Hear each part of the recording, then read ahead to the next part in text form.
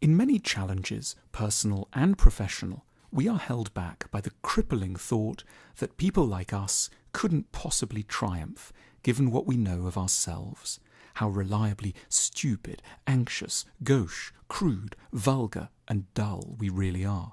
We leave the possibility of success to others because we don't seem to ourselves to be anything like the sort of people we see lauded around us. Faced with responsibility or prestige, we quickly become convinced that we are simply imposters, like an actor in the role of a pilot, wearing the uniform and making sunny cabin announcements while utterly incapable of even starting the engines. It can feel easier simply not to try. The root cause of the imposter syndrome is a hugely unhelpful picture of what other people are really like. We feel like imposters not because we're uniquely flawed, but because we fail to imagine how deeply flawed everyone else must necessarily also be beneath a more or less polished surface.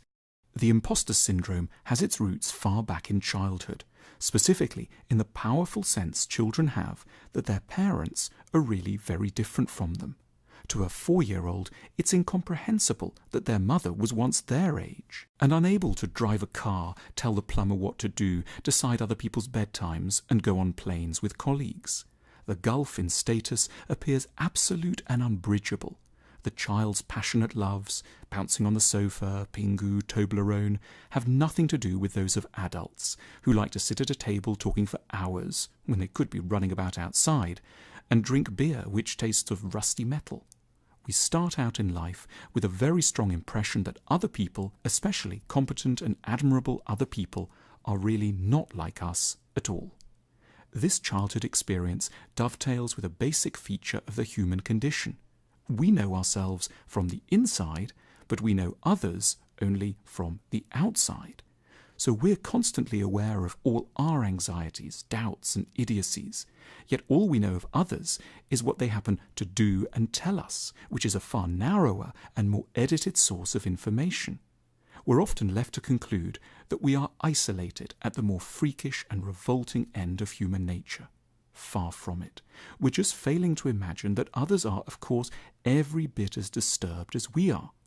Without knowing exactly what it is that troubles or racks another outwardly very impressive person, we can be sure that it will be something. We might not know exactly what they regret, but there will be agonizing feelings of some kind. We won't be able to say exactly what kind of unusual sexual kink obsesses them, but there will be one.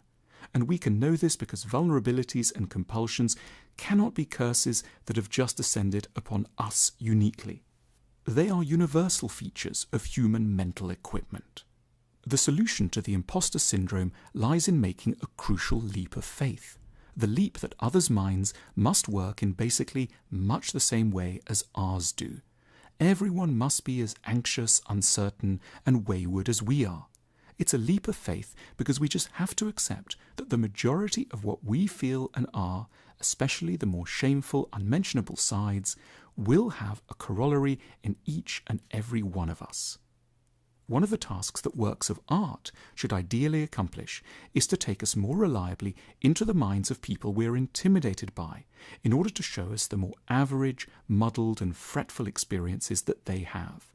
That way, we would be helped to understand that we're not barred by our vulnerabilities from doing what they do. That's what the philosopher Montaigne, writing in the 16th century, was attempting to do when he playfully informed his readers, in plain French, that kings and philosophers shit, and so do ladies. Montaigne's point is that for all the evidence that exists about this shitting, we might not guess that these people ever had to squat on a toilet. We never see distinguished types doing this, while of course we are immensely well informed about our own digestive activities. And therefore we build up a sense that because we have crude and sometimes rather desperate bowels, we can't be philosophers, kings, or ladies, and that if we set ourselves up in these roles, we would just be imposters. Montaigne's example is a neat one, because despite the lack of evidence, we know that these exalted people must of course excrete in exactly the same way we do. So, with Montaigne's guidance, we're invited to take on a saner sense of what grand, powerful, and beautiful people are really like. But the real target isn't just an underconfidence about bodily functions. This point extends into the psychological arena too. Montaigne might also have said that kings, philosophers, and ladies are racked by self-doubt and feelings of inadequacy, sometimes bump into doors and have weird, lustful thoughts about members of their own families. Furthermore, instead of considering only the big figures of 16th century France, we could update this example and refer to CEOs, corporate lawyers, news presenters, and successful startup entrepreneurs. They too can't cope, feel they might buckle under pressure, and look back on certain decisions with shame and regret. No less than shitting, such feelings are not what separates us from them. Our inner frailties don't cut us off from doing what they do. If we were in their roles, we'd not be imposters, we'd simply be normal. Making a leap of faith around what other people are really like helps us to humanize the world. It means that whenever we encounter a stranger, we're not really encountering a stranger. We're in fact encountering someone who is, in spite of the surface evidence to the contrary, in basic ways very much like us, and that therefore nothing fundamental stands between us and the possibility of responsibility, success, and fulfillment.